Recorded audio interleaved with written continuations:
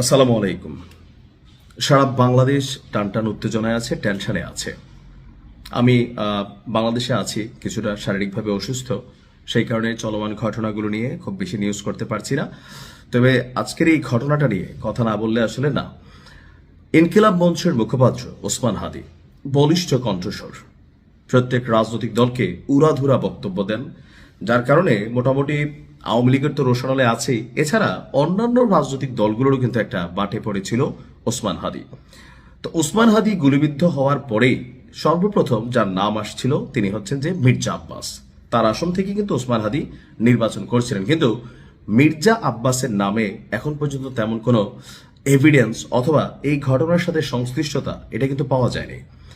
তো এই ঘটনার পর বিভিন্ন সিসিটিভি ফুটেজ এবং তথ্য উপাত্ত গোয়েন্দা তথ্য সবকিছু যাচাই বাছাই করার পর সন্দেহভাজন হিসাবে আপনার আসামি হিসাবে যাকে শনাক্ত করা হয়েছে ফয়সাল করিম মাসুদ ওরফে দাউদ খান। কে এই দাউদ খান, তার ব্যাকগ্রাউন্ড কি, কোন দল সে করত? তবে এই ঘটনায় যতটুকু তথ্য উপাত্ত সামনে আসছে, সবচেয়ে আশ্চর্যজনক বিষয় হচ্ছে এই ফয়সাল করিম ভুইয়া বা মাসুদ সে আসলে ওসমান হাদির যে নির্বাচনী প্রচারণা, সেই প্রচারণার মধ্যে সে ছিল। দ্যাট মিনস এটা একটা সিক্রেট মিশন ছিল, সুযোগ বুঝে তাকে শেষ করে দিতে হবে। গেল কয়েকদিন আগে হাদি তার ফেসবুকে কিন্তু একটা স্ট্যাটাস দিয়েছিল যে তার কাছে নামে বেনামে বিভিন্নভাবে আওয়ামী লীগ বা ছাত্রলীগ যুবলীগের অনেক ফোন আসছে, এর বাহিরে আননোন কিছু ক্যারেক্টারও ফোন আসছে। কিন্তু কেন এই ফয়সাল করিম মাসুদকে শনাক্ত করা হলো? আপনার আসুন দেখি তার আসল পরিচয়। ফয়সাল করিম নামের এই ব্যক্তি কার্যক্রম নিষিদ্ধ ছাত্রলীগের রাজনীতির সঙ্গে সম্পৃক্ত ছিলেন। তথ্যপাত্র বলছে 2019 সালের 11 মে কেন্দ্রীয় ছাত্রলীগের পূর্ণাঙ্গ কমিটিতে তিনি সদস্য হয়েছিলেন।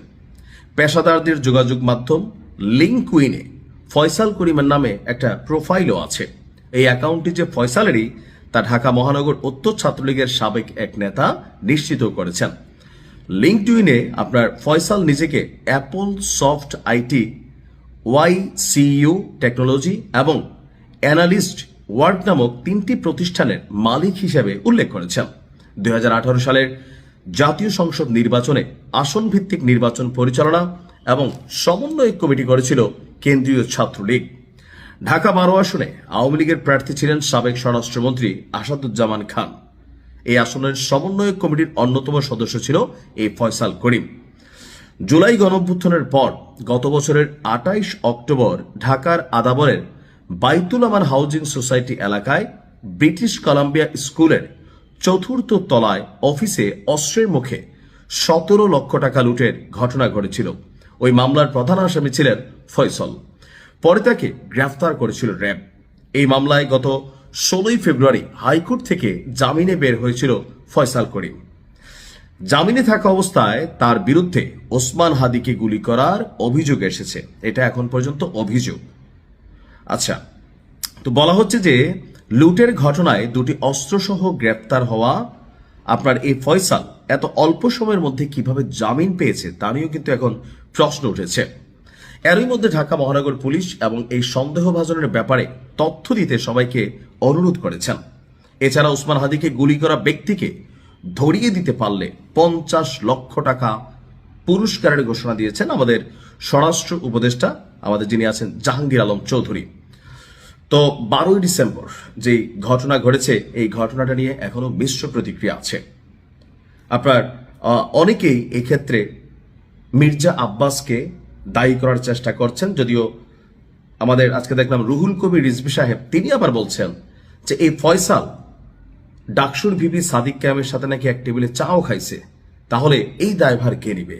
রাজনীতিতে এই পাল্টাপাল্টি অবস্থান থাকবে। তবে হাদির উপরে যে ঘটনা ঘটেছে এর মাধ্যমে আওয়ামী লীগ বেসিক্যালি 2টা বার্তা ক্রিয়েট করার ট্রাই করেছে যে ভবিষ্যতে এই সমন্বয়কদের পরিণতি কি হবে এবং কি তারা যে প্রতিশোধ নিবে এটা স্পষ্ট। তবে সরকারের পক্ষ থেকে বা অন্যান্য রাজনৈতিক দলগুলোর পক্ষ থেকে একটা বার্তা আবার পাল্টা ক্রিয়েট করা হয়েছে, রাজনীতি নিয়ে বিভাজন থাকবে, ক্ষমতা নিয়ে থাকবে, কিন্তু যেখানে ছাত্রলীগ আওয়ামী লীগ যুবলীগের ইস্যু আছে সেইখানে তাদের অবস্থানটা আবার একত্রিত। আমরাও চাই হাদিকে গুলি করা ব্যক্তি গ্রেপ্তার হোক, তার সর্বোচ্চ শাস্তি হোক, রাজনীতি থাকবে, কিন্তু প্রতিহিংসা পরায়ণ হয়ে কাউকে হত্যা করা এটা কখনোই কাম্য না। ভালো থাকুন। আসসালামু আলাইকুম।